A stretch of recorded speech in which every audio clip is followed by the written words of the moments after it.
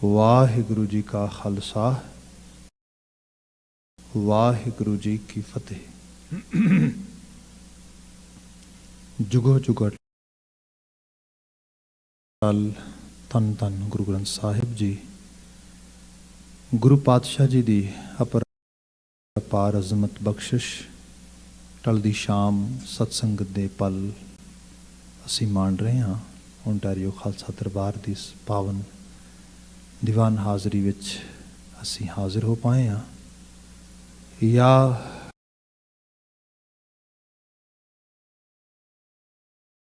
Television screen राही या होर media आउटलैट्स राही दूर दराज घरां थावां तो शब्द दे नाल अपनी सुरत नूं मंडित कर रहे हैं। वडभागी हाँ। इस समां गुरबाणी व्याख्यान दा इस विच माझ राग दे गुरु अमरदास साहब द्वारा उचारण किए बचनां नूं असी प्राप्त किया है, वो विचारते हाँ। इहदे च जो शब्द चल रहे हैं अष्टपदियां दे ने, 8 पदे 8 पदियां दी लमेरी रचना है। पावन बचन जिदा पाठ आप सरवण कर रहे सी, दे शुरुआती 4 बंद असी विचारे ने। अगलेरे 4 पदियां दी विचार अज करांगे। विचार दा आगाज़ मुख सुनेहे दी एक चात तो ही कर रहे हैं। हालांकि we have discussed it in very detailed manners day before yesterday, but because rest of the shabad is gonna be a reflection of this specific actually stanza, so that's why we have to go through one more time. So bachan hai हौं वारी जियों वारी नाम सुन मन वसावने आ। गुरु अमरदास साहब अपने आपे नूं कहंदे मैं कुर्बान करदा, मैं वारने जाना किन्हां तो। नाम सुन मन वसावने आ। नाम प्रभु की महिमा, नाम शुभ गुणा का खजाना, नाम इंसानी जीवन का सुख सुकून सत्कार अकल तौफीकियत हर चीज़ वो नाम है। जिन्होंने इनू सुन लिया, people who are able to listen perceive and process it, उन्हों की बात की गई। तो कला सुनिया नहीं, उसनों प्रोसैस करके एग्जीक्यूट कर लिया, मन लिया, मैं उन्होंने तो अपना आपा कुर्बान करदा हाँ। मतलब वो गुरमुख जीवन, वो गुरमुख रूहां जिहड़ियां गुरु आशे मुताबिक जीवन ढालदियां, गुरु अमरदास साहब कहंदे मैं उन्होंने तो अपना आपा कुर्बान करदा हाँ। हर जियो सच्चा ऊंचो ऊंचा हौमै मार मिलावणिया। नाम उस उच्ची हस्ती का प्रतीक है जो सच्चा भी है तो उच्चा भी है, जो प्योर है, सुपीरियर है, जिदे नाम दे नाल, जिदी याद दे नाल, जिदे जीवन दे विच फील करन या एहसास करन दे नाल बंदे नूं इंटेग्रिटी आ जाती है, बंदे दा ट्रुथफुलनेस आ जाती है। उहदी बात हो रही ते उहदे सदका हौमै मार मिलावणे आ। हौमै जिहड़ा एरोगेंट एक एटीट्यूड बंदे च डिवेलप हुंदा, जिहदे नाल वो दुख भोगदा, आप भी दूजिआं नूं भी दुख दे भागी बनाउंदा, वो मर जांदा ते उहदे करके फिर असल चीज़ नूं, असल सच नूं मिलण दी एबिलिटी वध जांदी। ये रहा उहदा पता आ। हुण आपां जिस बंद तो अगे अज विचार करनी है, महाराज करदे शब्द विसारण तिना ठौर ना ठाओ।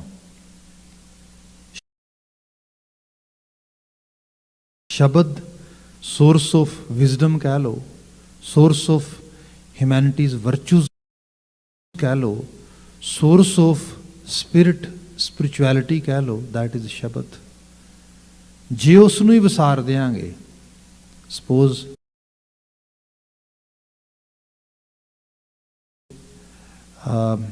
मैं कहां मैनू पीज़ा चंगा लगता है, मैनू ब्रेड चंगी लगती है, but what I don't like wheat, I don't like flower.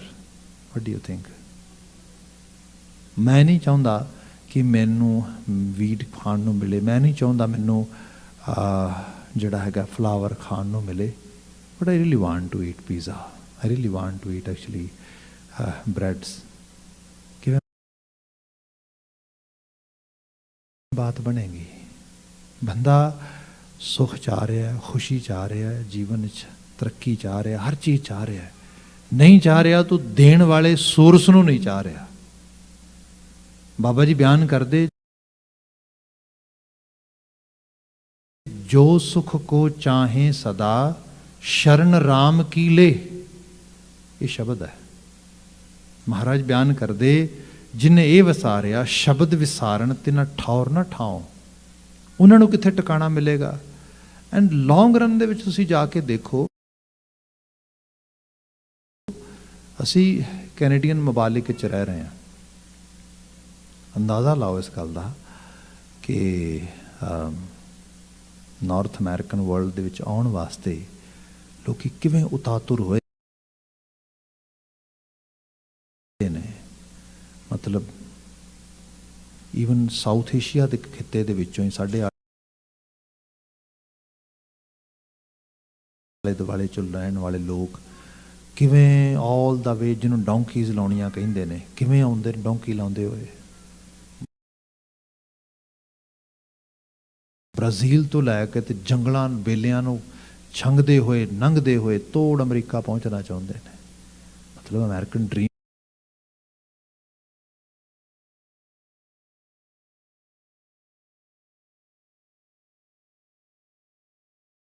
Win ਕਰਨਾ ਚਾਹੁੰਦੇ ਨੇ, ਲਿਵ ਕਰਨਾ ਚਾਹੁੰਦੇ ਨੇ। ਉਹ ਇਹ ਅਸੀਂ ਸੋਚ ਸਕਦੇ ਹਾਂ ਇਸ ਲੈਵਲ 'ਤੇ। ਅਤੇ ਜੇਕਰ ਇਸੇ ਅਮਰੀਕਾ ਦੇ ਵਿੱਚ ਡਾਊਨਟਾਊਨ ਸਾਈਡ ਚਲੇ ਜਾਈਏ, ਖਾਸ ਕਰਕੇ ਮੇਨ ਪਾਰਟ ਆਫ ਦਾ ਡਾਊਨਟਾਊਨਸ ਦੇ ਵਿੱਚ, ਨਿਊਯਾਰਕ ਚਲੇ ਜਾਓ,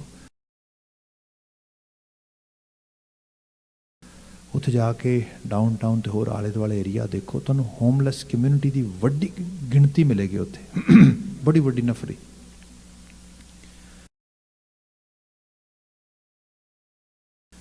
ਉਹ ਮਤਲਬ they are born brought up here, they are well actually, some of them educated too, but they can speak English language frequently,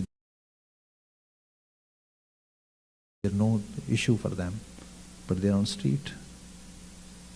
ਬੰਦਾ ਕਹਿੰਦਾ ਹੈ ਮੈਂਟਲ ਹੈਲਥ ਆ, ਮੈਂ ਖੁਦ ਕੰਮ ਕਰਦਾ ਇਹਦੇ 'ਚ, ਅਸੀਂ ਉਹਨਾਂ ਦੇ ਕਈ ਤਰ੍ਹਾਂ ਦੇ ਪ੍ਰੋਜੈਕਟਸ 'ਤੇ ਵੀ ਕੰਮ ਕੀਤਾ ਆ। ਬਿਲਕੁਲ ਠੀਕ ਗੱਲ ਹੈ, ਮੈਂਟਲ ਹੈਲਥ ਹੈ, ਪਰ ਇਹਦੇ ਰੂਟਸ ਵੀ ਤਾਂ ਲੱਭੋ ਕਿਤੇ ਜਾ ਕੇ। ਰੂਟਸ ਲੱਭਣਗੇ ਜਦੋਂ ਮਨੁੱਖ ਜੀਵਨ ਦੀਆਂ ਉਚੇਰੀਆਂ ਚੰਗੇਰੀਆਂ ਕਦਰਾਂ ਕੀਮਤਾਂ ਤੋਂ ਟੁੱਟੇਗਾ। ਫੈਮਿਲੀ ਲਾਈਫ ਦਾ ਮਤਲਬ ਕੀ ਹੁੰਦਾ ਆ? ਸੈਕਰੀਫਾਈਸ। ਜਿਹੜਾ ਬੰਦਾ ਕਹਿੰਦਾ ਵੀ ਨੋ ਮੈਂ ਤੇ ਮੀਨ ਹੋ ਕੇ ਜੀਣਾ, ਫੈਮਿਲੀ ਲਾਈਫ ਨਹੀਂ ਜੀ ਸਕੇਗਾ, ਬਲੀਵ ਮੀ। ਕਮਿਊਨਿਟੀ ਲਾਈਫ ਦਾ ਮਤਲਬ ਕੀ ਹੈ? To serve. ਜਿਹੜਾ ਬੰਦਾ ਕਹਿੰਦਾ no I don't want to serve, ਮੈਂ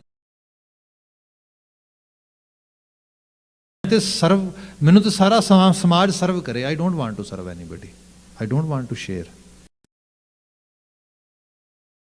ਲੌਂਗ ਰਨ 'ਚ ਕਮਿਊਨਿਟੀ ਲਾਈਫ ਨਹੀਂ ਜੀ ਸਕੇਗਾ ਉਹ। ਇਹ ਜਿਹੜੀਆਂ ਚੀਜ਼ਾਂ ਨੇ, ਇਹੀ ਰੱਬੀ ਗੁਣ ਨੇ। ਅਸੀਂ ਸ਼ਬਦ ਪੜ੍ਹਦੇ ਹਾਂ, ਸੇਵਾ ਕਰਤ ਹੋਏ ਨਿਹਕਾਮੀ।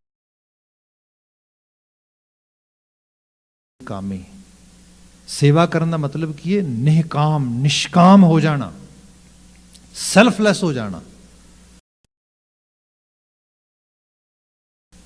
ਬੰਦੇ ਨੂੰ ਕੁਝ ਚੀਜ਼ਾਂ ਸੁੰਦਰ ਢੰਗ ਨਾਲ ਜੇ ਦੇਖਣੀਆਂ ਹੋਣ, ਦੇਖੋ ਕੁਝ ਚੀਜ਼ਾਂ ਦਾ ਭਾਵ ਹੁੰਦਾ ਹੈ, ਅਭਾਵ ਹੁੰਦਾ ਹੈ, ਉਹਦੇ ਵਿੱਚੋਂ ਸਾਡਾ ਫਿਰ ਸੁਭਾਅ ਬਣਦਾ ਹੈ।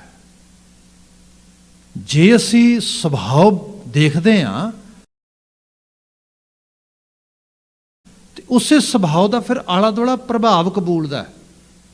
ਐਵੇਂ ਨਹੀਂ ਕੋਈ ਚੀਜ਼ਾਂ ਪ੍ਰਭਾਵਿਤ ਹੋ ਜਾਂਦੀਆਂ, ਐਵੇਂ ਨਹੀਂ ਤੁਹਾਨੂੰ ਜੋਬਾਂ ਮਿਲ ਜਾਂਦੀਆਂ, ਐਵੇਂ ਨਹੀਂ ਤੁਹਾਨੂੰ ਜਿਹੜਾ ਹੈਗਾ ਬੈਂਕ ਲੋਨ ਦੇਣਾ ਸ਼ੁਰੂ ਕਰ ਦਿੰਦੇ। You have some sort of personality, sum sort of calibre, sum sort of ਪ੍ਰਭਾਵ ਹੈ ਨਾ। ਤੇ ਜੇ ਪ੍ਰਭਾਵ ਦੇ ਪਿੱਛੇ ਜਾਓਗੇ ਤੇ ਸੁਭਾਅ ਹੈ। ਜਿਹੜੇ ਬੰਦੇ ਦਾ ਸੁਭਾਅ ਹੀ ਐਵੇਂ ਦਾ ਆ, मीन आ, लेजी है, एरोगेंट आ, गल ही नहीं मतलब किसी दी ना सुननी ना समझनी ना कुछ, मतलब हर वक्त इसे चीज रहना कि I know everything and I don't want to actually be anybody, और I don't want to connect to anybody. की होएगा? रब ना संगत दा है, शब्द ना संगत दा है। आ की है? सलीका सिखते हैं इत्थे आके असी बहना सीखते हैं, तुरना सीखते हैं, खाना सीखते हैं, असी ईवन सर्व करना सीखते हैं। असी ये सारा कुछ की है? ये शब्द है, ये सारी बात है। I can speak only in this only one word all the time, but क्योंकि गुरबाणी के शब्दों की व्याख्या असी करनी उस रूप में, उस लैवल ते देखिए कि बंदे ने शब्द ही विसारता। ये सिक्ख्या ना सुनी तो मननी तो दूर की गल, जिन्होंने गुरु अमरदास कहते मैं तो कुर्बान जाना, वारने जाना, होएगा कि लॉन्ग रन दे विच ना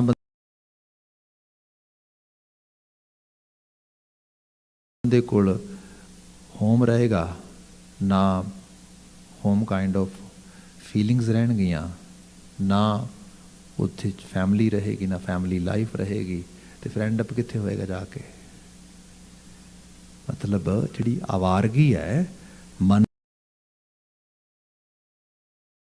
दी आवारगी तो थोड़ी बहुती बंदा बर्दाश्त कर सकता है, तो जे मन दी उस मनमुखता की हालत इतनी वध जाए बंदे का तानी आवारगी च आ जाए तो की हालत होएगी।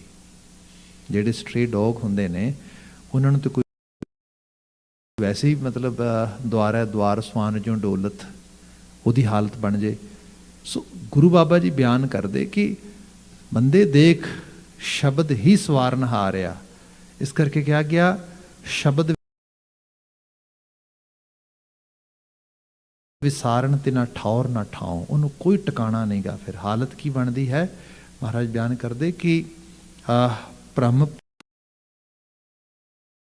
भूले जो सुंझै कर काओ, इस तरह भटक जाते भरम जाते जिवें सुंझै कर काओ।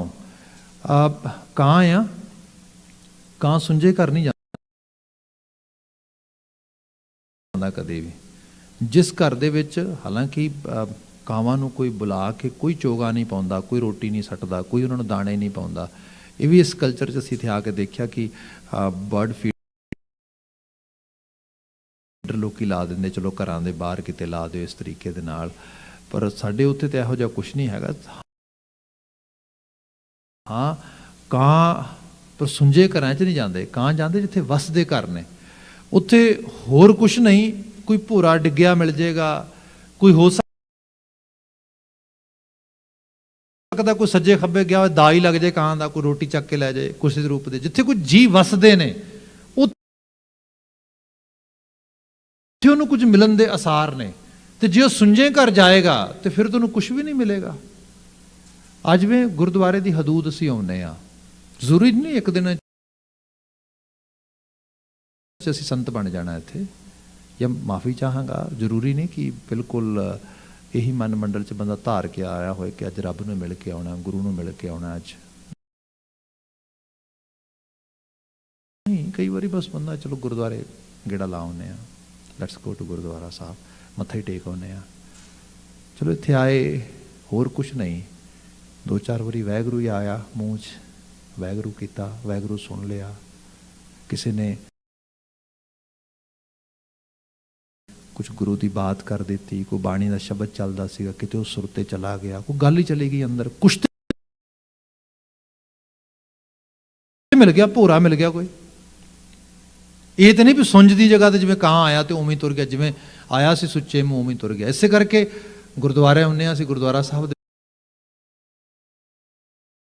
विच चलो होर कुछ भी नहीं छकना, असीं देख ते छक के जावांगे ना।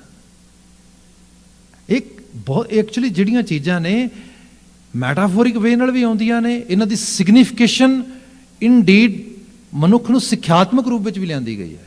इसलिए गुरुद्वारा मॉडल एवें दा बनाया। बाबा जी कहते जी शब्द ही विसारता, जिहड़ा कहंदा मैं तो गुरुद्वारे नहीं जाता, मैं तो शब्द वाले सोर्स ते कोल नहीं लंघदा। तो गुरु अमरदास साहब वो हस्ती ने जिन्हां ने ਪੱਲਿਓਂ ਉਸ ਵਕਤ ਦੀ ਕਰੰਸੀ ਦੇ ਮੁਤਾਬਕ 1 ਰੁਪਇਆ 2 ਰੁਪਏ 3 ਰੁਪਏ 4 ਰੁਪਏ ਤੇ ਫਿਰ 5 ਰੁਪਏ ਤੱਕ ਵੰਡੇ, ਜਿਹੜੇ ਕੋਈ ਨਵੇਂ ਜੀ ਸੰਗਤ ਵਿੱਚ ਆਉਂਦੇ ਸੀ ਪੰਗਤ 'ਚ ਲੰਗਰ ਛਕਣ ਵਾਸਤੇ, ਤਾਂ ਕਿ ਜਿਵੇਂ ਕੋਈ ਮਾਂ ਕੋਈ ਲਾਲਚ ਦੇ ਕੇ, ਕਿਤੇ ਕੋਈ ਗੁੜ ਦੇ ਕੇ, ਕਿਤੇ ਕੋਈ ਕੈਂਡੀ ਦੇ ਕੇ, ਕਿਤੇ ਕੁਝ ਇਹੋ ਜਿਹੀ ਚੀਜ਼ ਦੇ ਕੇ ਕਹਿੰਦੀ ਚਲੋ ਕੋਈ ਨਾ ਬੇਟਾ ਤੂੰ ਇੱਕ ਕੰਮ ਕਰ, ਤੂੰ ਨਾ ਮੈਨੂੰ ਮੂਲ ਮੰਤਰ ਦਾ ਪਾਠ ਸੁਣਾ। I will buy McDonald for you. I'm actually, I promise. ਬੱਚਾ ਕਹਿੰਦਾ let's do it. ਹੁਣ ਕੀ ਹੈ, ਉਹ 2-4 ਵਾਰੀ ਉਹਨੇ ਕੋਈ ਟਿੰਬਿਟਸ ਖਾ ਲਏ, 2-4 ਵਾਰੀ ਉਹਨੇ ਕੈਂਡੀਜ਼ ਖਾ ਲਈਆਂ, ਉਹ ਕੈਂਡੀਜ਼ ਖਾਧੀਆਂ ਗਈਆਂ, ਹਜਮ ਹੋ ਗਈਆਂ, ਪਰ ਪਾਠ ਜੀਵਨ ਦਾ ਸਰਮਾਇਆ ਬਣ ਗਿਆ।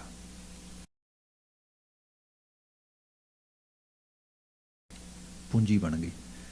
ਬੱਚੇ ਨੂੰ ਅਹਿਸਾਸ ਹੋ ਗਿਆ, ਮੇਰੀ ਮਾਂ ਕਹਿੰਦੀ ਸੀ, ਮੇਰਾ ਪਿਤਾ ਕਹਿੰਦਾ ਸੀ, whenever you feel isolated, whenever you feel down, whenever you feel some sort of frustration, recite this part. Mindfulness ਆ ਗਈ। ਤੁਸੀਂ ਉਹਨੂੰ ਲਾਈਫ ਟਾਈਮ ਦਾ ਟੂਲ ਦੇਤਾ ਇੱਕ ਮੈਡੀਟੇਸ਼ਨ ਦਾ। ਇਸ ਤੋਂ ਵਧੀਆ ਦਾਤ ਕੀ ਹੋ ਸਕਦੀ ਹੈ?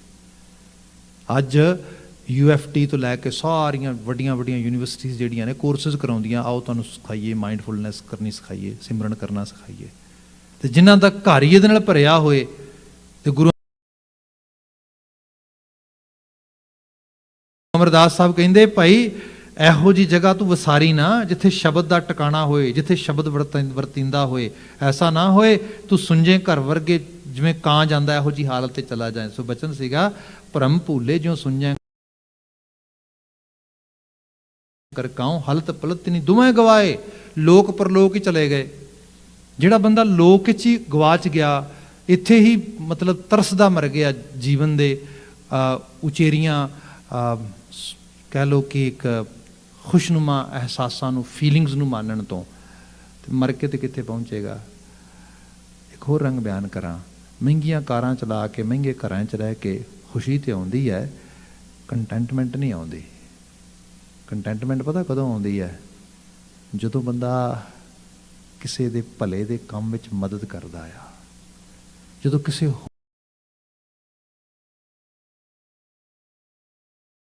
ਹੋਰ ਨੂੰ ਆਪਣੇ ਜ਼ਰੀਏ ਕਿਤੇ ਪਹੁੰਚਦਿਆਂ ਵੇਖਦਾ ਆ। ਇਹ ਰੂਪ ਜਿਹੜਾ ਆ, ਇਹ ਬੰਦੇ ਦੀ ਸੈਲਵੇਸ਼ਨ ਕਰ ਦਿੰਦਾ ਆ। ਚਲੋ ਹੋਰ ਕਿਸੇ ਨੂੰ ਨਾ ਵੀ ਵੇਖਾਂਗੇ, ਆਪਣੀ ਜ਼ਿੰਦਗੀ ਲਾ ਕੇ ਕਿਤੇ ਬੱਚਿਆਂ ਨੂੰ ਕਿਤੇ ਪਹੁੰਚਾ ਦਈਏ, ਬਸ ਸਮਝੇ ਬੰਦਾ ਕਹਿੰਦਾ ਮਕਸਦ ਪੂਰਾ ਹੋ ਗਿਆ। ਇਹ ਚੀਜ਼ ਆ ਜੇ ਇਹੋ ਜਿਹੇ ਰੂਪ ਵਿੱਚ, ਤੇ ਇੱਥੇ ਕੀ ਹੈ, ਆਉਣਾ ਭਲਾ ਹੋ ਗਿਆ, ਮੀਨਿੰਗਫੁਲ ਹੋ ਗਿਆ। ਜਿੱਥੇ ਬੰਦੇ ਨੇ ਜੀਵਨ ਯਾਪਨ ਦੇ ਵਿੱਚ ਕੁਝ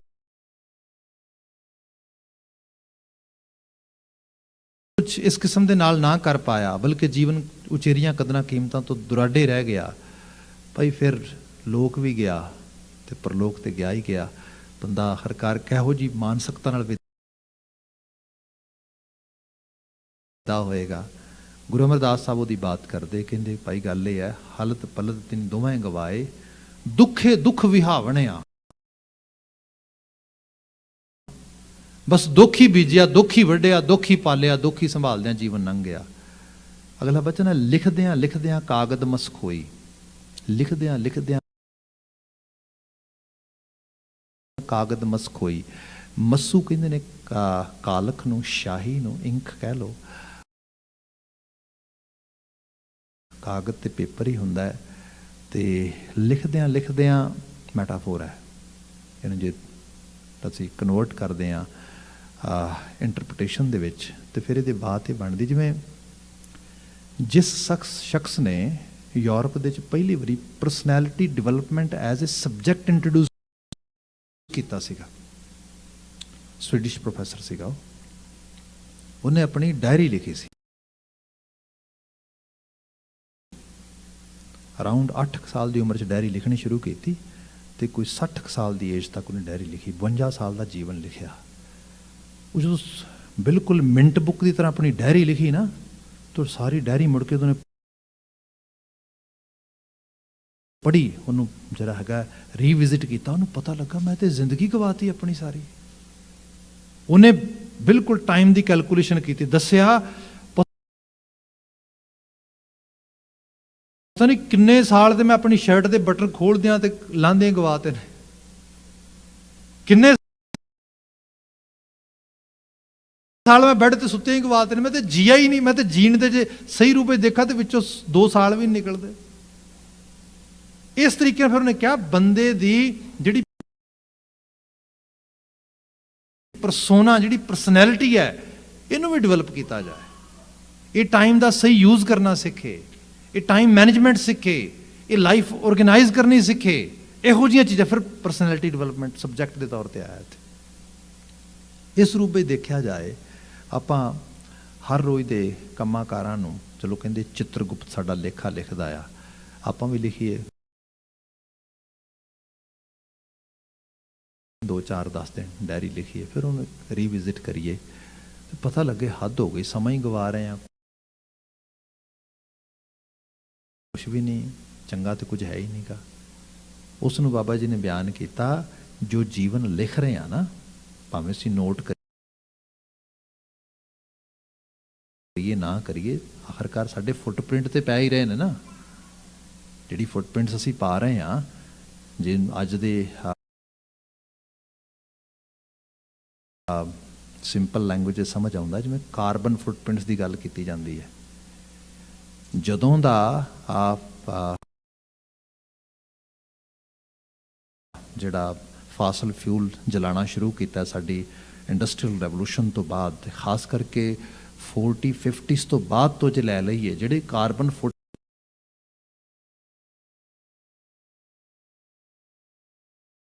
ਪਾ ਦਿੱਤੇ ਨੇ 40s ਵਾਲੇ 50s ਵਾਲੇ, ਅਰਾਊਂਡ 70-80% ਲੋਕ ਚਲੇ ਵੀ ਗਏ ਨੇ ਇੱਥੋਂ। ਪਰ ਜਿਹੜੇ ਫੁੱਟਪ੍ਰਿੰਟਸ ਉਹ ਪਾ ਗਏ ਨੇ, ਉਹ ਮਿਟੇ ਥੋੜਾ ਨੇ, ਬਲਕਿ ਉਹਦਾ ਸਾਰਾ ਅਸੀਂ ਅੱਜ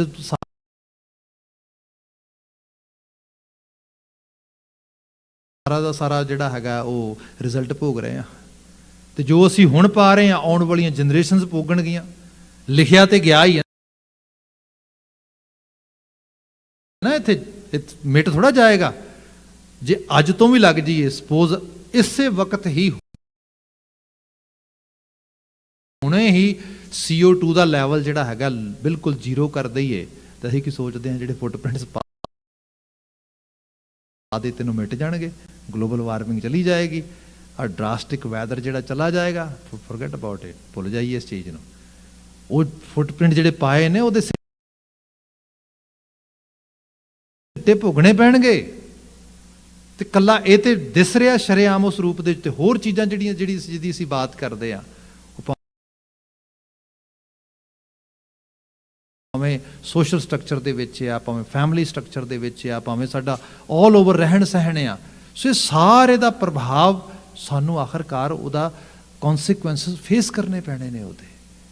ਜੇ ਆਪਾਂ ਦੇਖਿਆ ਜਾਏ, ਜਿਵੇਂ ਇੰਟਰਪ੍ਰੀਟੇਸ਼ਨ ਅਸੀਂ ਪੜ੍ਹਦੇ ਹਾਂ ਇਤਿਹਾਸ ਦੀ, ਗੁਰੂ ਅਰਜਨ ਸਾਹਿਬ ਨੂੰ ਜਹਾਂਗੀਰ ਸ਼ਹੀਦ ਕਰਦਾ ਤੱਤੀ ਤਵੀ ਤੇ ਬਿਠਾ ਕੇ, ਮੁਰਜ਼ਾ ਖਾਨ ਦੀ ਡਿਊਟੀ ਲਾਉਂਦਾ ਉਹ ਬਕਾਇਦਾ ਤੌਰ ਤੇ,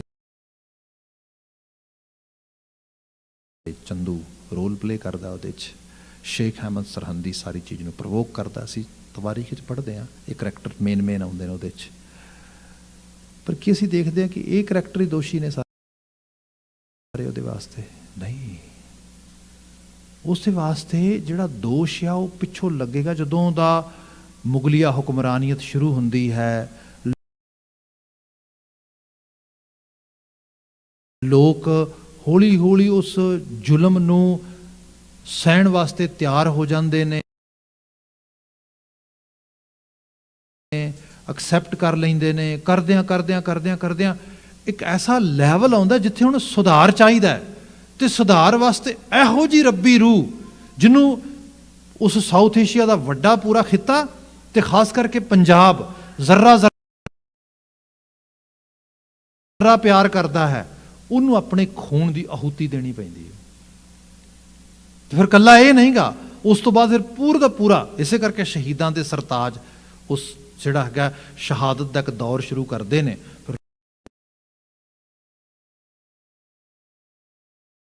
ਲਗਾਤਾਰ ਅਗਲਾ ਕੋਈ 200 ਸਾਲ ਦਾ ਪੀਰੀਅਡ ਤੁਸੀਂ ਦੇਖਦੇ ਹੋ, ਉਹ ਇਸੇ ਤਰ੍ਹਾਂ ਬਤੀਤ ਹੁੰਦਾ ਆ।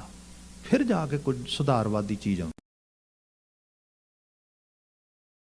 ਹੈ, ਫਿਰ ਕੁਝ ਸੁਧਾਰ ਆਉਂਦਾ ਆ। ਸੋ ਇਹ ਅਹਿਸਾਸ ਕੀਤਾ ਜਾਏ ਕਿ ਬੰਦਾ ਤੂੰ ਜੋ ਲਿਖਦਾ ਹੈ ਨਾ, ਅਸੀਂ ਇੰਡੀਵਿਜੂਅਲ ਤੌਰ ਤੇ ਲਿਖਦੇ ਹਾਂ, ਐਜ਼ ਏ ਕਮਿਊਨਿਟੀ ਵੀ ਲਿਖਦੇ ਹਾਂ। ਉਹ ਲਿਖਦਿਆਂ ਤਾਂ ਸ਼ਾਇਦ ਉਹਨਾਂ ਸਮਾਂ ਨਹੀਂ ਲੱਗਦਾ, ਉਹਨਾਂ ਨੂੰ ਮਟੇਂਦਿਆਂ, ਉਹਨਾਂ ਨੂੰ ਦਰੁਸਤ ਕਰਦਿਆਂ ਉਮਰਾਂ ਲੰਘ ਜਾਂਦੀਆਂ। ਫਿਰ ਇੱਥੇ ਬਾਬਾ ਜੀ ਨੇ ਜਿਹੜੀ ਬਾਤ ਕੀਤੀ ਹੈ ਨਾ, ਮਹਾਰਾਜ ਕਹਿੰਦੇ ਉਹ ਬੰਦੇ ਚੇਤੇ ਰੱਖੀ, ਲਿਖਦਿਆਂ ਲਿਖਦਿਆਂ ਕਾਗਦ ਮਸਕ ਹੋਈ। ਐਸਾ ਬੇਕਾਰ ਲਿਖਿਆ, ਕਾਗਦ ਵੀ ਗਵਾਤਾ, ਸ਼ਾਹੀ ਵੀ ਗਵਾਤੀ, ਜੀਵਨ ਹੀ ਗਵਾਤਾ, ਐਨਰਜੀ ਸਾਰੀ ਕਿਸੇ ਗਲਤ ਤਰੀਕੇ ਨਾਲ ਜਿਹੜੀ ਹੈ ਉਹ ਲਗਾ ਦਿੱਤੀ। ਲਿਖਦਿਆਂ ਲਿਖਦਿਆਂ ਕਾਗਦ ਮਸਕ ਹੋਈ, ਦੂਜੇ ਪਾਏ ਸੁਖ ਪਾਏ ਨਾ ਕੋਈ। ਹੈ ਤੇ ਜੀਵਨ ਹੈ, ਕਿਸੇ ਨਾ ਕਿਸੇ ਤਰੀਕੇ ਸਲੀਕੇ ਨਾਲ ਤੇ ਜੀਵਾਂਗੇ। ਜੇ ਉਹਨੂੰ ਜੀਣ ਦੀ ਜਾਂਚ ਸਹੀ ਨਾ ਹੋਈ ਤੇ ਭਾਈ ਜਿਹਨੂੰ ਅਸੀਂ ਵੇਸਟੇਜ ਆਫ ਲਾਈਫ ਕਹਿ ਦਿੰਦੇ ਹਾਂ, ਇਸੇ ਤਰ੍ਹਾਂ ਹੀ ਹੁੰਦੀ ਹੈ। ਮੈਂ ਐਡਿਕਸ਼ਨ 'ਚ ਡਾਇਰੈਕਟਲੀ ਕੰਮ ਕਰਦਾ ਕਾਫੀ ਸਮੇਂ ਤੋਂ। ਇੱਥੇ ਅੱਜ ਕੱਲ੍ਹ ਨਸ਼ਿਆਂ ਦੀ ਐਡਵੋਕੇਸੀ ਵੀ ਬੜੀ ਹੁੰਦੀ ਹੈ। Marijuana is good, other drugs are good, ਇਸ ਕਿਸਮ ਦੇ ਨਾਲ ਨੋ ਡਾਊਟ ਮੈਡੀਕਲ ਬੈਨੀਫਿਟਸ ਉਹਦੇ ਹੈਗੇ ਨੇ, ਬਹੁਤ ਸਾਰੀਆਂ ਚੀਜ਼ਾਂ ਹੋਰ ਵੀ ਹੈਗੀਆਂ ਨੇ। ਪਰ ਬੰਦਾ ਜਿਹਨੂੰ ਕਿਹਾ ਗਿਆ ਕਿ ਰਿਕ੍ਰੀਏਸ਼ਨਲ ਲੈਵਲ 'ਤੇ ਇਹਨੂੰ ਯੂਜ਼ ਕਰਨ ਵਾਸਤੇ ਬੰਦੇ ਨੂੰ ਉਤਾਤੁਰ ਕੀਤਾ ਜਾਏ, ਉਹਨੂੰ ਪ੍ਰੇਰਿਆ ਜਾਏ, ਇਹਦੇ ਬਾਬਤ ਜਦੋਂ ਅਸੀਂ ਗੱਲਬਾਤ ਪੜ੍ਹਦੇ ਹਾਂ ਤੇ ਫਿਰ ਜਿਹੜੇ ਲੋਕ ਇਹਦੇ ਨਾਲ ਦੋ ਚਾਰ ਹੋਏ ਨੇ, ਕਦੀ ਉਹਨਾਂ ਨੂੰ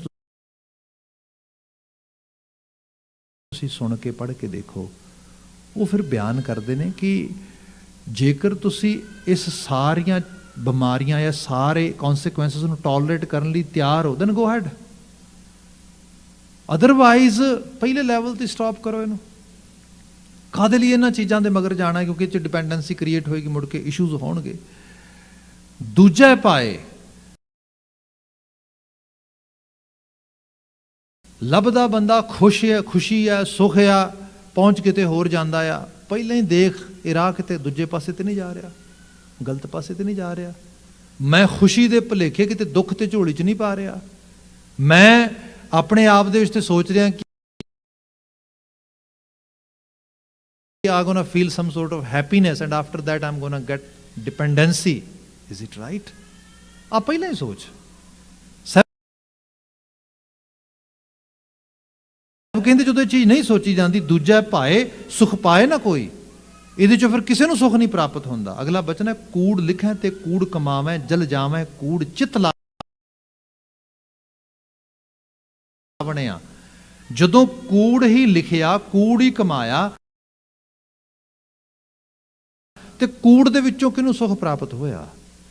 ਮੌਲਿਕ ਗੱਲ ਇਹ ਹੋਈ ਹੈ, ਸ਼ਬਦ ਦੇ ਜ਼ਰੀਏ ਜੀਵਨ ਚੰਗੇਰਾ ਜੀਣਾ, ਜੀਵਨ ਦੇ ਅਹਿਸਾਸਾਂ ਨੂੰ ਉਚੇਰਾ ਚੁੱਕਣਾ, ਇਹ ਗੁਰੂ ਅਮਰਦਾਸ ਸਾਹਿਬ ਪ੍ਰੇਰ ਰਹੇ ਨੇ। ਤੇ ਕੂੜ ਝੂਠ ਹੈ, ਕੂੜ ਕੁਚੱਜ ਹੈ, ਕੂੜ ਕੁਸੱਤ ਹੈ, ਕੂੜ ਕੁਮੱਤਿਆ ਹੈ, ਇਹ ਸਭ ਕੂੜ ਹੈ। ਅਗਲਾ ਪਤਾ ਲੈ ਲਈਏ, ਗੁਰਮੁਖ ਸੱਚੋ ਸੱਚ ਲਿਖੈ ਵਿਚਾਰ। ਜਿਹੜੇ ਗੁਰੂ ਵੱਲ ਮੂੰਹ ਕਰਦੇ ਉਹ ਸੱਚ ਦੇ ਵਿਚਾਰ ਲਿਖਦੇ।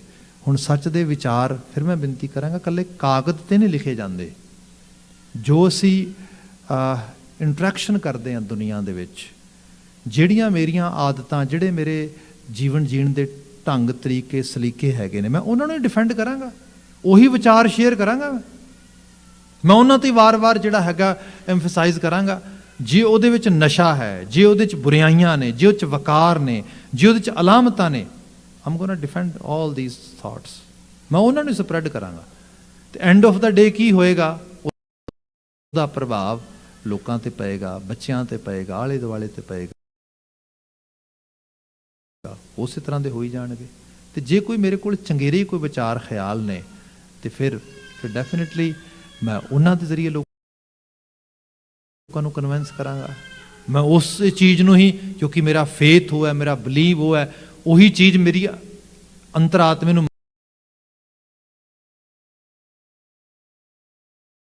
ਮੰਨਦੀ ਹੈ, ਚੰਗੀ ਲੱਗਦੀ ਹੈ।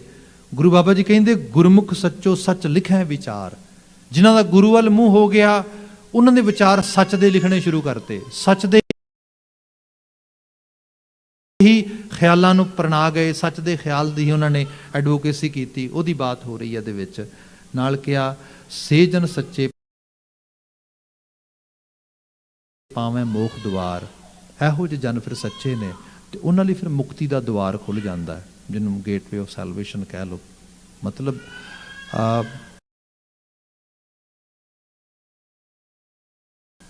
ਮੁਕਤੀ ਦਾ ਭਾਵ ਇਹ ਵੀ ਲੈ ਲਈਏ, ਲੌਂਗ ਰਨ ਦੇ ਵਿੱਚ ਬੰਦੇ ਨੂੰ ਜੀਵਨ ਵਿੱਚ ਕੋਈ ਕਿਸੇ ਕਿਸਮ ਦੇ ਨਾਲ ਕਿਸੇ ਚੀਜ਼ 'ਤੇ ਝੋਰਾ ਨਾ ਹੋਏ, ਅਫਸੋਸ ਨਾ ਹੋਏ, ਉਸ ਨੂੰ ਕਿਸੇ ਚੀਜ਼ ਦੀ ਡਿਪੈਂਡੈਂਸੀ ਨਾ ਹੋਏ, ਉਹ ਕਿਸੇ ਚੀਜ਼ ਦਾ ਇਸ ਤਰ੍ਹਾਂ ਦਾ ਆਦੀ ਨਾ ਹੋਏ ਕਿ ਜਿਹਦੇ ਕਰਕੇ ਹੁਣ ਦੇ ਜੀਵਨ ਦੇ ਵਿੱਚ ਕੋਈ ਖਲਲਬਾਜ਼ੀ ਆ ਗਈ ਹੈ। ਇੱਥੋਂ ਮੁਕਤੀ ਦੀ ਸ਼ੁਰੂਆਤ ਹੁੰਦੀ ਹੈ। ਜਿਵੇਂ ਹੀ ਹੁਣ ਸਪੋਜ਼ ਸਿੰਪਲ ਬਾਤ ਕਰੀਏ, ਅੱਜ ਆਪਾਂ ਨਾਰਥ ਅਮਰੀਕਾ ਦੀ ਗੱਲ ਕਰ ਰਹੇ ਸੀਗੇ ਤੇ ਇੱਥੇ ਐਵੇਂ ਨਿਆਣੇ ਕੈਂਡੀਜ਼ ਨਹੀਂ ਖਾਂਦੇ ਜਿਵੇਂ ਲੋਕੀ ਐਂਟੀ ਡਿਪਰੈਸ਼ਨ ਮੈਡੀਸਿਨ ਜਾਂ ਸਲੀਪਿੰਗ ਪਿਲਸ ਖਾਂਦੇ ਨੇ।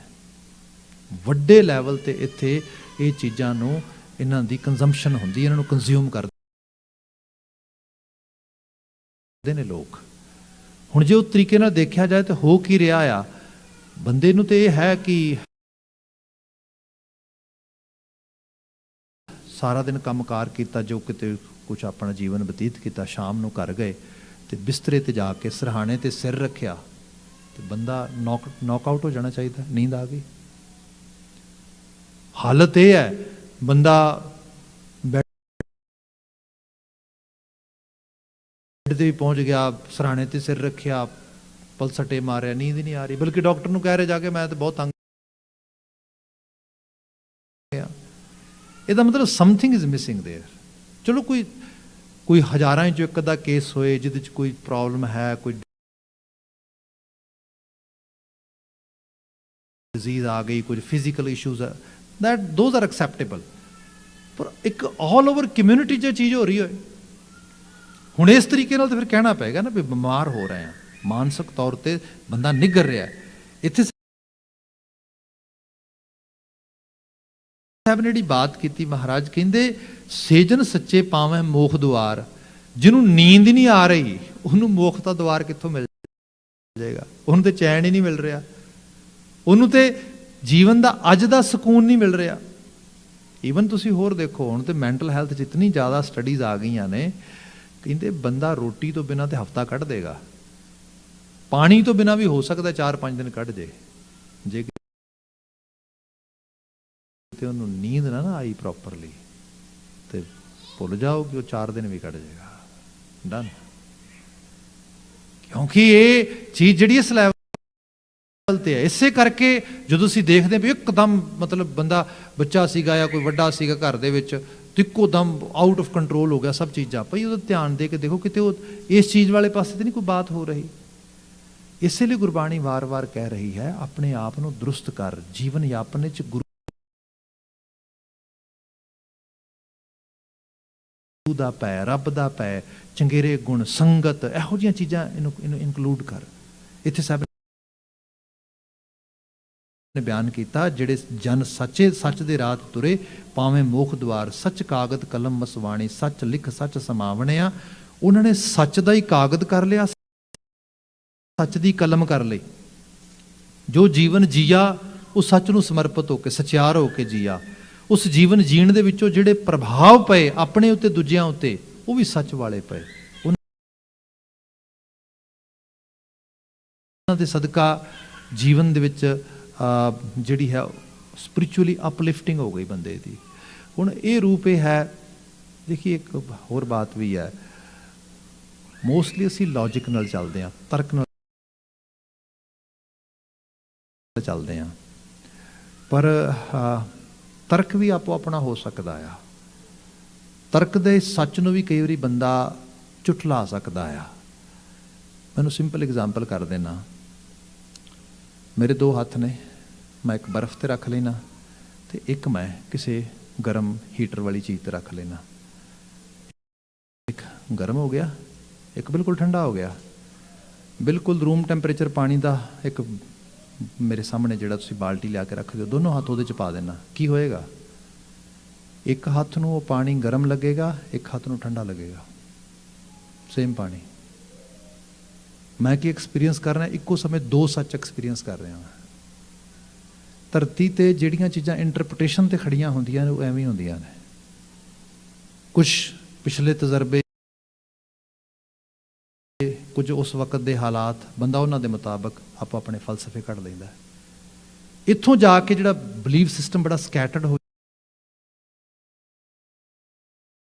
जा रहा है, ये हालत आ रही, इत्थों एथीज़म वध रहा है, क्योंकि इंटरप्रटेशन आपो अपनी उस रूप दे विच है। साडे सीगा गुरु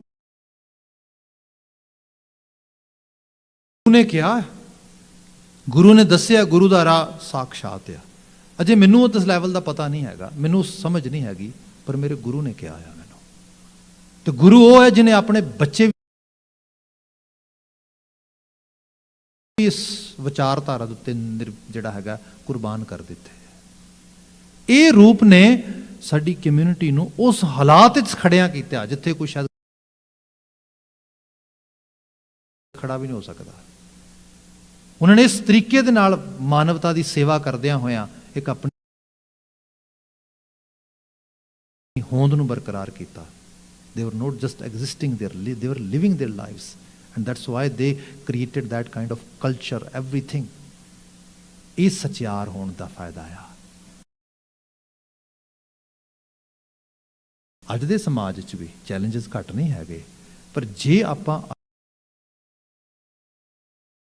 अज भी गुरु वाले बलीव विच जावांगे, उससे जो पुरखियां ने दिता राह है उन्होंने फॉलो कर पावांगे भाई। बाकी तो आप अपने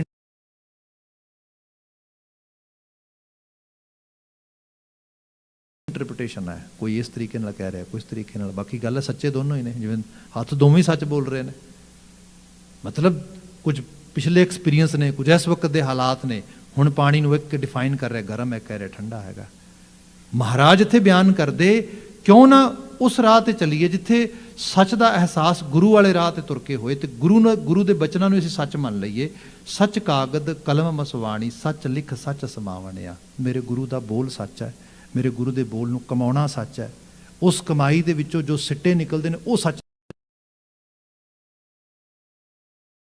दी कमाई है मेरे वास्ते, यही मेरे वास्ते सचखंड है, आ रूप आ। अगला बचन लै लीए ते नाल सब कहंदे, मेरा प्रभ अंतर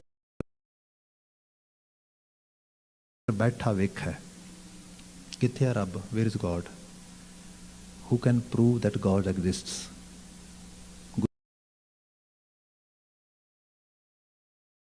गुरु अमरदास साहब कहते, मेरा प्रभ अंतर बैठा वेख है। मैनू कोई प्रूव करने की लोड़ नहीं, वो अंदर ही बैठा मेरे, तो वेख भी सब कुछ रहा है। इत्थे हुण तुहाडी सैल्फ कॉन्शियस की गल हो रही है। जिहड़ा बंदा इस तरीके नाल अवेयर होएगा, एहसास करेगा, उहदे लई जीवन का जिहड़ा जीण का ढंग तरीका ते मकसद सारे कुछ ही बदल जाएगा।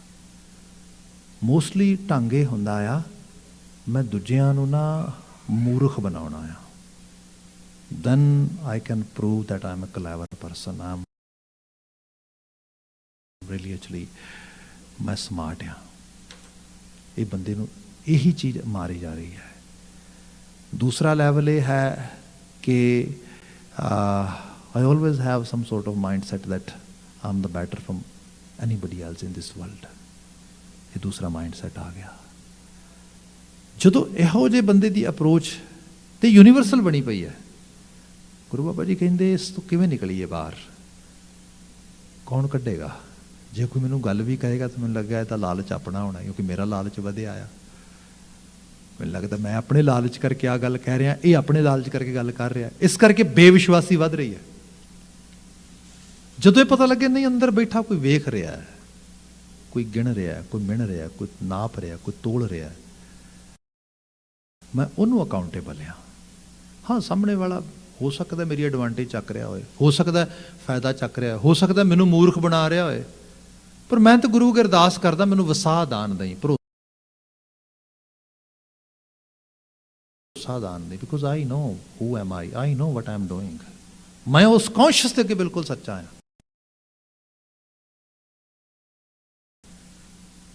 ये है रब दे भाव दा असल मैसेज गुरबाणी विचों।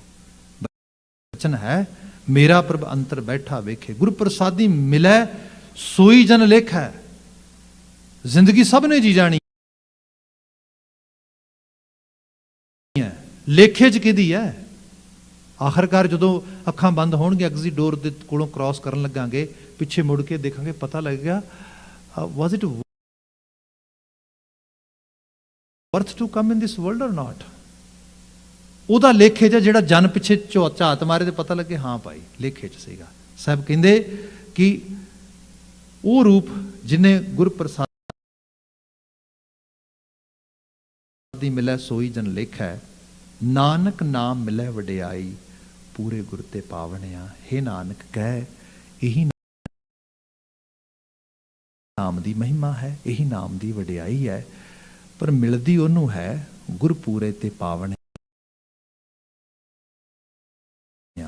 ਜਿਹਨੂੰ ਪੂਰੇ ਗੁਰ ਤੇ ਪਾਵਣੇ ਆ, ਜਿਹਨੂੰ ਪੂਰੇ ਗੁਰੂ ਨੇ ਤਰਸ ਕਰ ਦਿੱਤਾ, ਨਵਾਜ ਦਿੱਤਾ। And that's why we come to Gurdwara Sahib, put our forehead in front of Guru Granth Sahib Maharaj and pray toward Maharaj, Maharaj ਬਖਸ਼ਿਸ਼ ਕਰੀ, ਸੁਮੱਤਿਆ ਦਈ, ਮੇਰੇ ਅੰਗ ਸੰਗ ਹੋਈ, ਮਤ ਦਾ ਰਾਖਾ ਬਣੀ ਮੇਰੀ, ਤਾਂ ਕਿ ਮੈਂ ਚੰਗੇਰੇ ਜੀਵਨ ਨੂੰ ਪ੍ਰਣਾ ਸਕਾਂ, ਜੀ ਸਕਾਂ, ਅਪਣਾ ਸਕਾਂ। ਇੰਨੀਆਂ ਕੁ ਬੇਨਤੀਆਂ ਨਾਲ ਲਿਖੇ। ਭੁੱਲਾਂ ਗਲਤੀਆਂ ਨਾ ਚਤਾਰਿਓ। ਭਾਈ ਸਾਹਿਬ ਸਮਾਪਤੀ ਕਰਾਉਣਗੇ, ਮੈਨੂੰ ਇਜਾਜ਼ਤ ਦੇਣੀ, ਕਹਿ ਦੇਣਾ ਜੀ ਵਾਹਿਗੁਰੂ ਜੀ ਕਾ ਖਾਲਸਾ